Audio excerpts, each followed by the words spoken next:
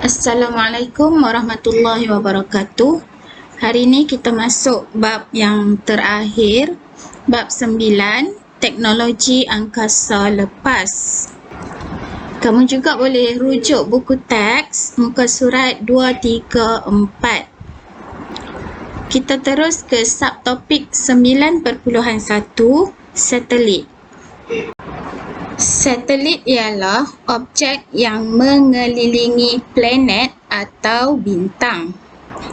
Contoh satelit semula jadi bagi bumi ialah bulan. Menurut rekod daripada Union of Concerned Scientists UCS, sehingga 1 Januari 2021 terdapat 6,542 satelit. 3,372 daripadanya adalah satelit aktif dan 3,170 satelit tidak aktif. Malaysia juga mempunyai satelit-satelit sendiri. Antaranya ialah Tungsat 1, Razaksat 1, Misat 1, Misat 2, Misat 3, Misat 3A dan Misat 3B. Satelit dia mengelilingi bumi dalam orbitnya yang tersendiri.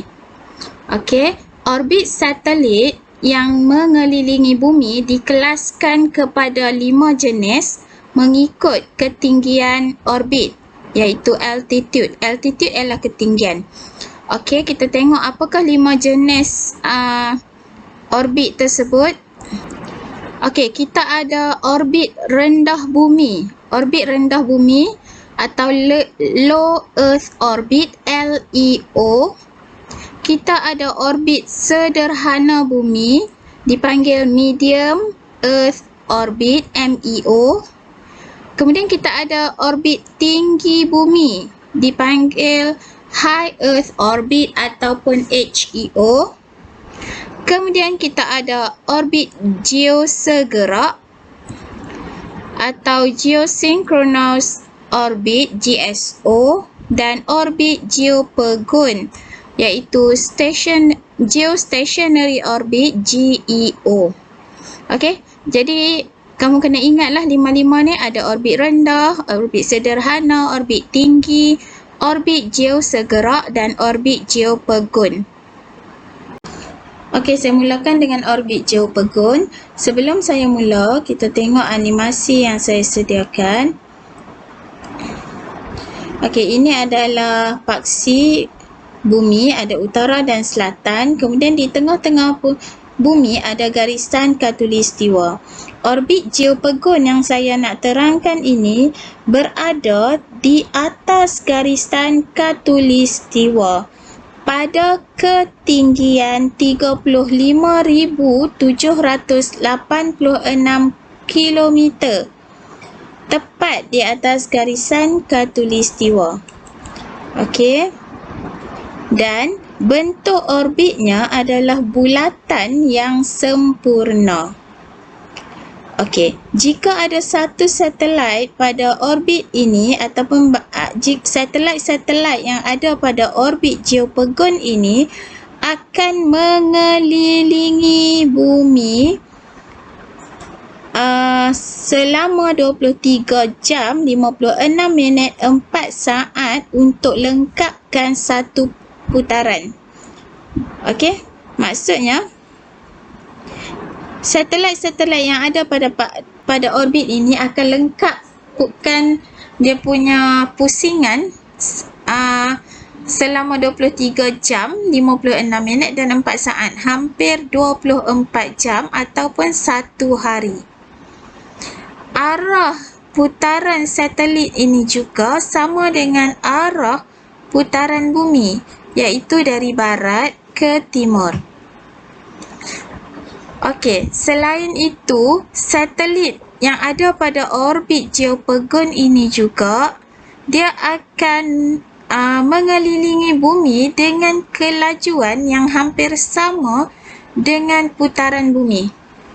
Jadi, kita yang berada di atas permukaan bumi ini kalau kita nampak satelit itu, kita seolah-olah nampak satelit itu pegun, tidak bergerak.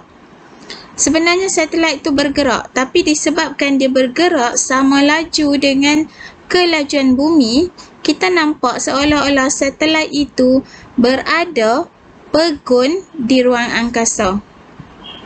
Faham kan? Okey. Untung atau kelebihan orbit geopegun ini ialah kita boleh gunakan untuk komunikasi antarabangsa. Okey. Dan apabila kita memasang antena, kita boleh halarkan antena tersebut pada satu arah, iaitu menghalau ke arah satelit. Okey, sebab satelit itu seolah-olah pegun di ruang angkasa. Jadi kita halarkan antena satu arah sahaja. Okey.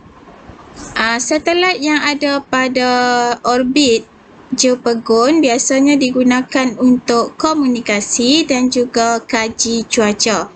Maksudnya satelit itu boleh fokus pada persekitaran atau cuaca di satu-satu tempat.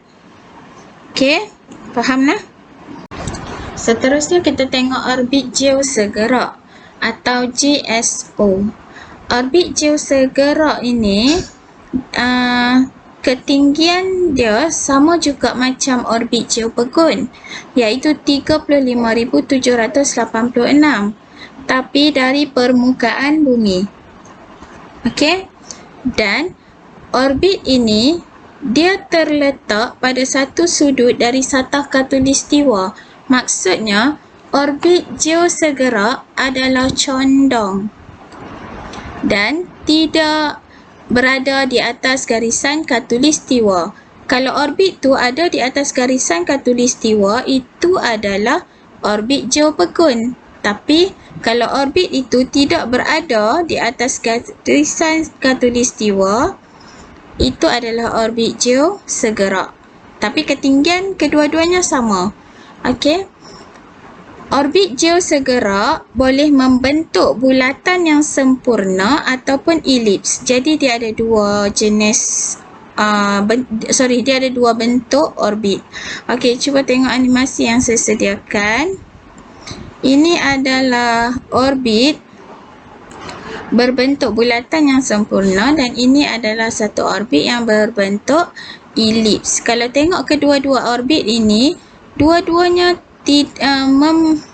condong dan tidak berada di atas garisan khatulistiwa.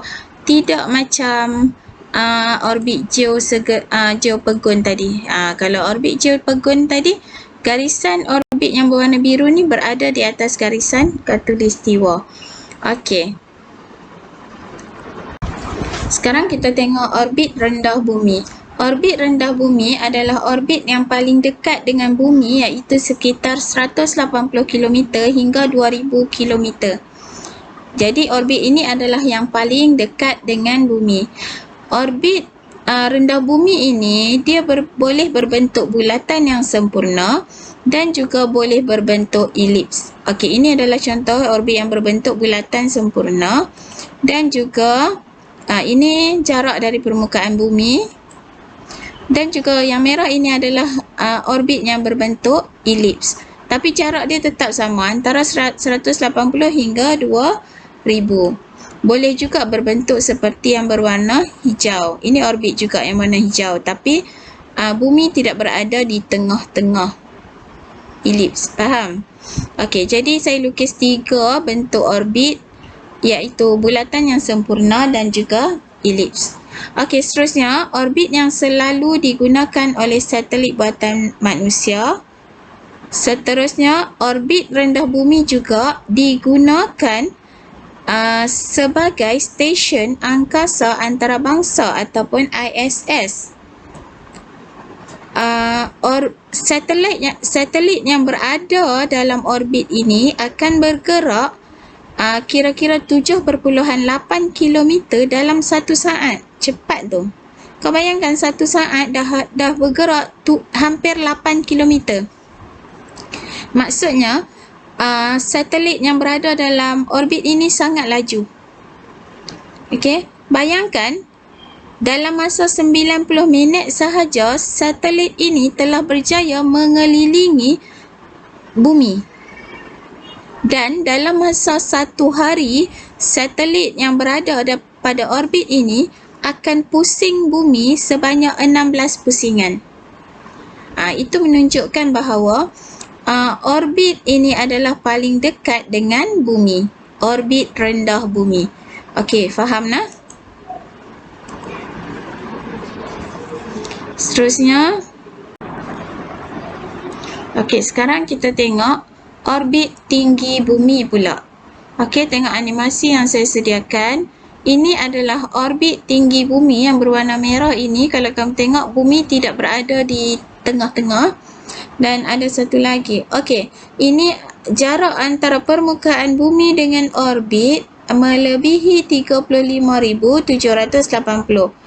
Sama atau lebih, ya.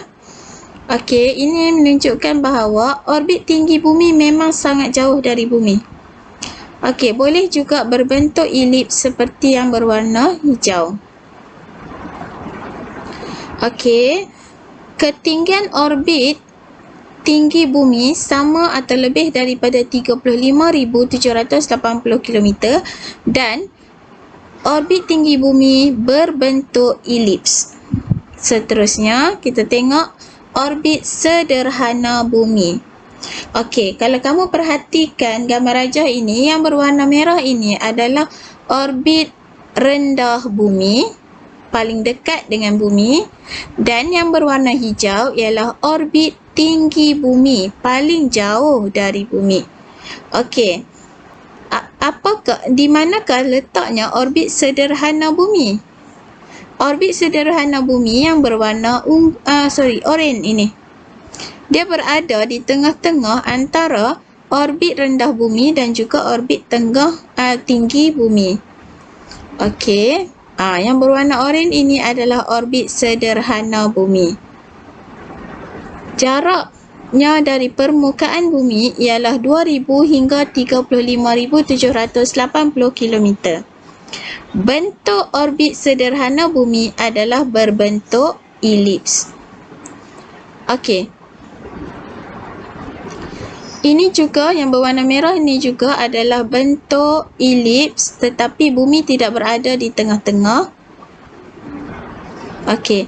Jadi kesimpulan yang saya dapat buat, bentuk orbit ada dua, iaitu bulatan yang sempurna dan juga berbentuk elips. Okey, dapat disimpulkan bahawa orbit berbentuk bulatan hanya terdapat pada orbit geopegon. Okey.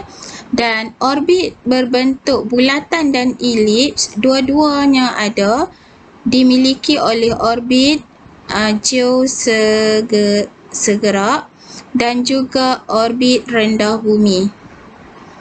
Seterusnya, bentuk elips sahaja, tidak ada bulatan sempurna. Bentuk elips sahaja dimiliki oleh orbit sederhana bumi dan juga orbit tinggi bumi.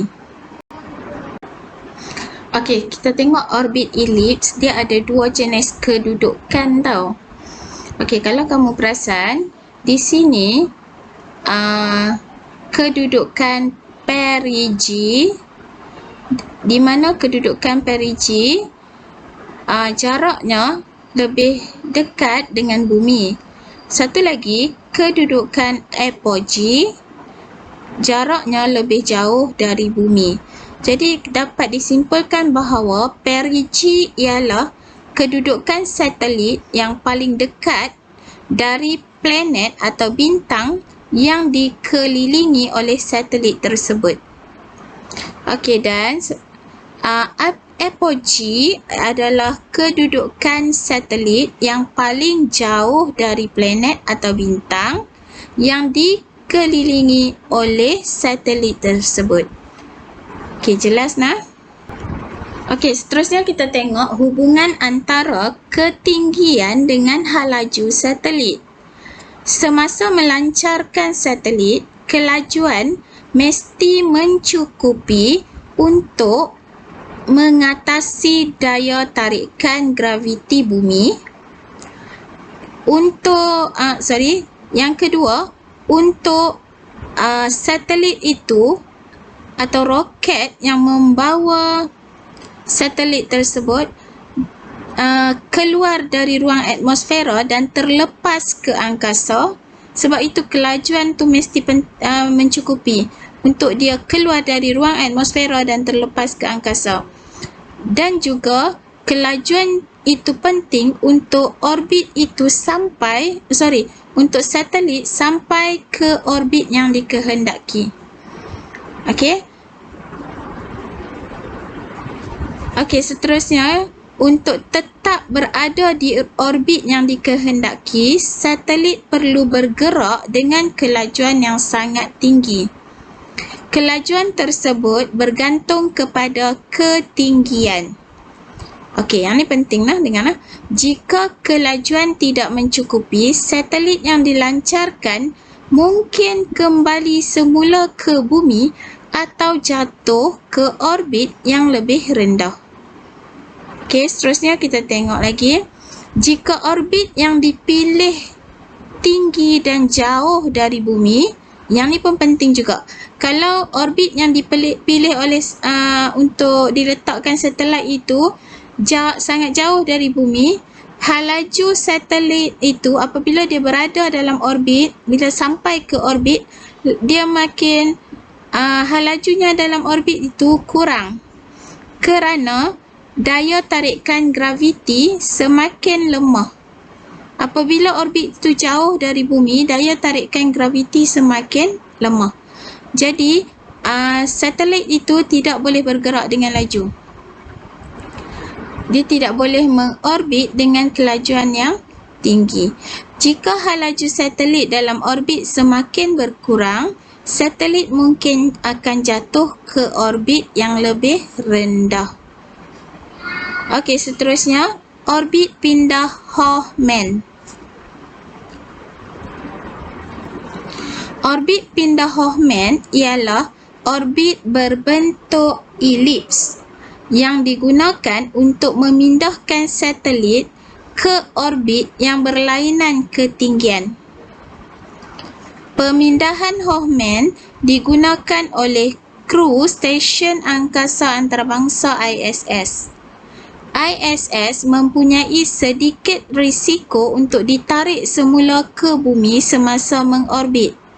Jadi, untuk elakkan ISS masuk ke ruang angkasa bumi, kru ISS perlu menyalakan enjin ISS setiap kali memindahkannya ke orbit yang lebih tinggi. Enjin ini akan memberi daya untuk ISS itu bergerak, okey, dan berpindah ke orbit yang lebih tinggi. Sekarang kita tengok kenderaan pelancar yang digunakan untuk menghantar satelit. Okey, kita ada kenderaan pelancar yang boleh digunakan sekali sahaja, iaitu Expandable Launch Vehicle atau singkatannya ELV. Dan kita juga ada kenderaan pelancar guna semula atau Reusable Launch Vehicle RLV. Okey, yang mana satu kenderaan pelancar yang ni? No? Yang ni roket yang dibawa. Dalam roket itu ada satelit. Okey, sama juga macam yang ni. Di tengah-tengah itu adalah kenderaan pelancar dan akan kembali semula ke bumi. Yang di bahagian tepi itu adalah roket yang membawa satelit. Okey, seterusnya kita tengok bagaimana kaedah menghantar kenderaan pelancar ke dalam orbit. Tadi kita dah belajar bahawa halaju perlu sangat tinggi dan sesuai dengan ketinggian orbit yang kita nak. Macam kes ini permukaan bumi dan yang berwarna merah ini adalah ketinggian Dan kita andaikan bahawa satelit yang kita nak lancarkan itu akan sampai pada ketinggian ini dan seterusnya mengorbit bumi pada berada pada lintasan orbit ini. Faham? Okey, kita tengok animasinya.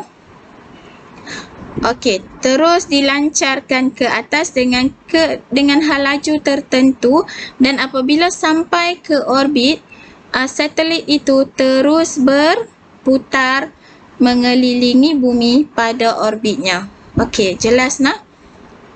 Seterusnya kita tengok kaedah menghantar kenderaan pelancar ke dalam orbit tetapi menggunakan orbit pindah Hoffman. Okey. Ini yang berwarna biru ini adalah orbit asal dan yang berwarna hijau ini adalah satelit. Okey, kita perhatikan semula. Okey, sekarang satelit sedang mengelilingi orbit asal. Okey. Kemudian apabila sampai pada satu titik, pembakaran berlaku menyebabkan satelit itu mendapat tenaga dan terdorong sedikit ke hadapan sambil mengorbit. Jadi apabila dia terdorong ke hadapan dan dia perlu mengorbit, jadi lintasan ataupun orbit itu berubah bentuk. Kita tengok nah. Orbit itu berubah bentuk apabila dia terdorong sedikit ke hadapan. Bentuknya berubah menjadi bentuk elips. Okey. Sampai di bahagian tertentu, pembakaran akan berlaku sekali lagi supaya satelit mendapat tenaga dan terdorong ke hadapan dan seterusnya membentuk satu lagi orbit yang baru. Okey, cuba tengok. Okey, sekarang orbit yang baru dan berbentuk bulat terhasil. Okey, cuba kamu perhatikan yang berwarna biru tadi adalah orbit asal dan yang berwarna hijau adalah orbit yang baru. Jadi inilah cara bagaimana satelit itu berpindah daripada orbit yang rendah ke orbit yang tinggi. Okey, jelas nah? Sedikit tenaga dibekalkan dengan cara pembakaran. Okey, ini adalah satu kaedah baru untuk membekalkan tenaga kepada satelit menggunakan kuasa laser selin ataupun space laser energy. Kaedah baru, kuasa laser selin merupakan satu kaedah baru untuk membekalkan tenaga kepada satelit. Tenaga tersebut akan digunakan oleh satelit untuk bergerak ke orbit yang lain. Laser selin dipancarkan dari bumi menggunakan teleskop optik dan pancaran laser ini kemudian ditukarkan ke bentuk tenaga elektrik yang dapat digunakan oleh satelit. Seterusnya kita tengok apakah fungsi Stesen Angkasa Antarabangsa ISS. ISS adalah sebuah kapal angkasa besar yang dilancarkan pada 20 November 1998 di orbit rendah bumi dengan ketinggian 408 km dan berkelajuan 28,000 km per jam. 1 jam dia boleh buat 28,000 km. Sangat laju kan? ISS boleh menempatkan 6 kru angkasawan. ISS juga bertindak sebagai pusat penyelidikan angkasa antarabangsa. Di ISS, beberapa uji kaji atau eksperimen boleh dilakukan oleh angkasawan. ISS juga digunakan untuk memantau ruang angkasa lepas. Seterusnya, bagaimana kehidupan angkasawan di ISS? Menariknya, angkasawan tidak mempunyai bilik mandi dan angkasawan akan mencuci badan mereka dengan menggunakan jet air dan kain lap basah dengan sabun yang diletakkan di dalam bekas seperti tiub ubat gigi. Angkasawan juga dibekalkan dengan sabun yang tidak perlu dibilas dan ubat gigi yang boleh dimakan bagi menjimatkan air. Kebanyakan makanan di atas stesen ISS ini telah diletakkan dalam bungkusan plastik yang telah divakumkan. Jadi, memang tak sedap lah. Okay, angkasawan memang mengaku tak sedap. Senaman adalah sebahagian besar kehidupan di stesen angkasa ISS ini. Okay, setiap angkasawan melakukan sekurang-kurangnya 2 jam sehari untuk membiasakan diri hidup dalam keadaan graviti rendah. Ada kes apabila mereka sampai di bumi dalam masa 2 hari pun masih dalam keadaan tidak stabil. Ya, sebab di bumi graviti tinggi. Okey. Seterusnya, apakah maksud keadaan sifar graviti atau microgravity? Microgravity adalah satu situasi di mana nilai graviti hampir sifar atau dalam kata lain, tidak berlaku tarikan graviti. Contoh situasi ini ialah apabila angkasawan kita nampak terapung-apung di dalam pesawat angkasa atau ISS. Microgravity akan menyebabkan satu objek menjadi ringan atau kehilangan berat. Okey, seterusnya kita tengok kesan perkembangan pesat dalam teknologi angkasa lepas. Yang pertama, bahan buangan di angkasa lepas atau kita panggil space junk yang semakin bertambah. Dari mana datang bahan buangan ni? Okey, bahan buangan ini terdiri daripada satelit yang tidak berfungsi. Tadi kita tengok kan, ada berapa ribu? Hampir 3,000, lebih dari 3,000 satelit yang tidak aktif. Bahagian ELV yang telah digunakan, ingat balik ELV. ELV ialah kenderaan pelancar yang digunakan sekali sahaja. Okey, ELV ialah kenderaan pelancar yang digunakan sekali sahaja. Kemudian, apa lagi kandungan bahan buangan di angkasa lepas? Serpihan satelit yang dihasilkan daripada perlanggaran antara satelit. Satelit-satelit yang rosak yang akibat pelanggaran. Kemudian, bahan buangan di angkasa juga terdiri daripada roket yang habis dibakar. Okey, semakin banyak space junk, semakin tinggi risiko perlanggaran satelit dengan space junk. Jadi, satelit-satelit yang ada sekarang, yang hampir 3,000 lagi masih aktif itu, berkemungkinan akan berlanggar juga dengan space junk. Okey, peningkatan akibat perkembangan pesat dalam teknologi angkasa lepas juga telah menyebabkan peningkatan aktiviti penyelidikan dan pembangunan dalam pelbagai bidang seperti kesihatan manusia, respons terhadap perubahan dan bencana cuaca, teknologi inovatif baharu, pendidikan global dan perkembangan ekonomi angkasa lepas. Okey. Saya rasa itu saja untuk subtopik 9.1. Sekian, terima kasih. Assalamualaikum warahmatullahi wabarakatuh.